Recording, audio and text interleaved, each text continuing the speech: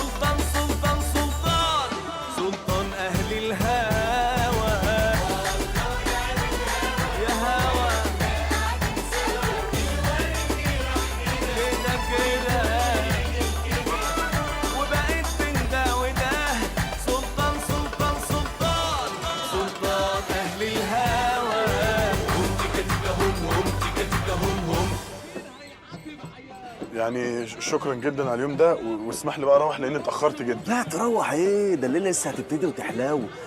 هقعدك قعده ناعمه. دي مش ناعمه خالص. دي ناعمه جدا، دول صحباتي الانتيم. تعال اعرفك عليهم. لا مش هينفع، معلش. يا جدع تعال اعرفك عليهم بقول لك. لا عشان كوثر والله مش هينفع. وكوثر هتعرف منين ان احنا هنا؟ اقعد بقى. ما انا كمان مش عايز. خلاص بقى اقعد.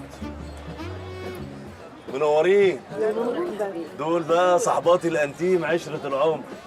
اخويا الدكتور سلطان. اهلا وسهلا. اهلا وسهلا. عايزه ايه؟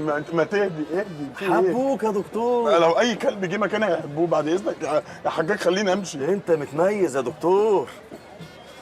امسك، دي سجاره جديده لانج محدش داها قبليك، انت اول واحد هيدوقها، اسمها فل. دوق؟ لا مستحيل طبعا. مستحيل ايه؟ دوق يا دكتور. لا كفايه ذنوب، انا مش هعمل كده، انسى. بقول لك دوق. دوق يا دكتور. دوق يا دكتور هتعجبك. يلا بقى ما تكسفش جمهورك.